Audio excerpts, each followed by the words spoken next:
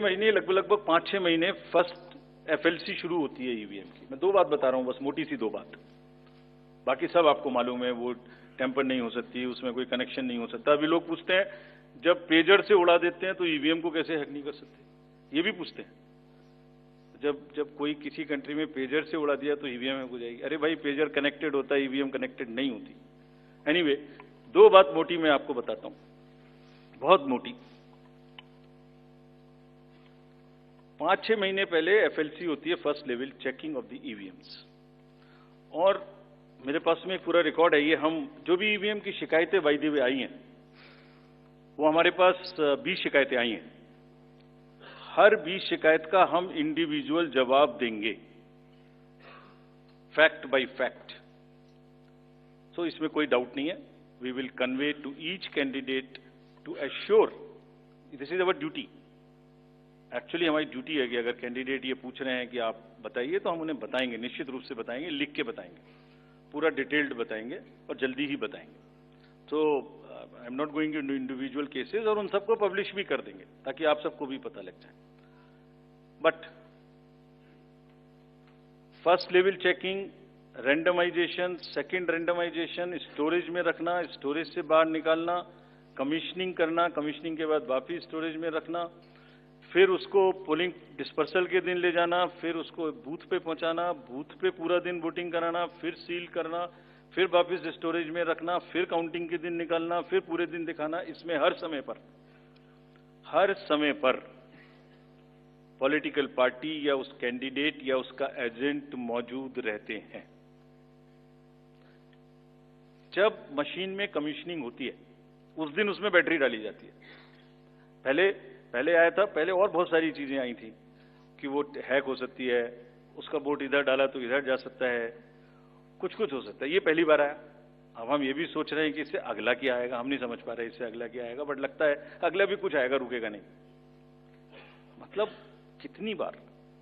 Anyway, commissioning बहुत जरूरी है समझना। वोटिंग से करीब 5 या 6 दिन पहले कमीशनिंग होती है।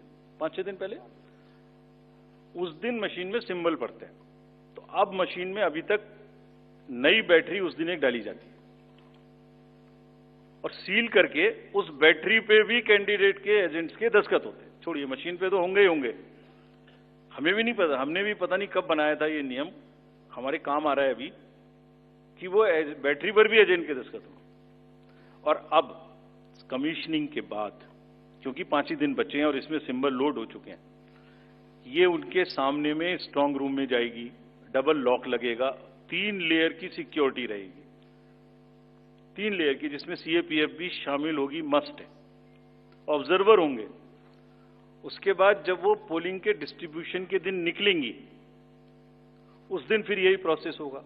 सारा प्रोसेस वीडियोग्राफ होगा, यानी वीडियोग्राफ होने के बाद फिर वो फील्ड में पहुंचेंगे, सेक्टर मजिस्ट्रेट साथ में रहेंगे, फिर कैंडिडेट के एजेंट साथ में रहेंगे, फिर वहां पहुंचेगी, फिर कहेंगे भाई देख लो इसको, सब ठीक है, जो आपको नंबर दिया, हाँ, और उसके नंबर भी सबसे शेयर किए जाएंगे। इस नंबर की मशीन इस बूथ पे जाएगी। फिर जब वो बूथ पे पहुंच गई तो कहें भाई मिला लो आप, इसी नंबर की है कि नहीं है, वोट भी डाल के देख लो 50 ठीक है कि नहीं है। किसी ने 50 डाले, किसी ने 20 डाले, किसी ने कहा नहीं हमें ठीक है, हम नहीं डालेंगे। किसी स्टेज में किसी बूथ पर 20 कैंडिडेट हैं, किसी पर 5 कैंडिडेट हैं, किसी पर 5 ने कम वोट डाले, किसी ने ज्यादा डाले, बैटरी उसी हिसाब से यूज। फिर पूरे दिन वोटिंग हुई, तब एक एक वोट का हिसाब रखा, फिर बंद हुआ। बंद होने के समय में क्लोज ऑफ पोल में फिर से दस्तखत कराए, फिर से हिसाब लगाया कितने वोट पड़े, फिर से फॉर्म 17C दिया। उसको कितना दिखाएंगे, कौन दिखाता है इतना, बताइए। कोई एक प्रोसेस कंपैरेटिव बताइए पूरी कंट्री में जहां पब्लिक डिस्क्लोजर, पार्टिसिपेशन इतना अधिक हो, कोई ये बताइए प्रोसेस। उसके बाद में बंद करने के बाद में उसको स्ट्रांग रूम में बंद किया, फिर काउंटिंग के समय निकाला तो एक बैरिकेटिंग लगाई, उस बैरिकेटिंग के बीच में से जाएंगे, इधर उधर से नहीं जाएंगे ताकि कोई मिक्सअप ना हो। अच्छा, मिक्सअप कैसे होगा, वो नंबर हमने आपको दिया हुआ है। जब काउंटिंग में पहुंचे तो फिर कहें भाई चेक कर लो, फिर 17C से चेक कर लो, round wise round this is happening. And there is a provision for objecting to any of the issue relating to this at any stage, which has not happened. So हम individual जिसने वो बिल्कुल safe है, बिल्कुल robust है। अच्छा, और मैं बताता हूं आपको, आप पिछले 15-20 इलेक्शंस देख लीजिए, it is giving results after results differently. जहां मतलब ऐसा नहीं हो सकता कि जब पसंद का रिजल्ट ना आए तभी गलत है, ऐसा नहीं हो सकता। एनीवे, हम सबका इंडिविजुअल जवाब देंगे, आपको भी बताएंगे, उसको वेबसाइट पे डलवाएंगे।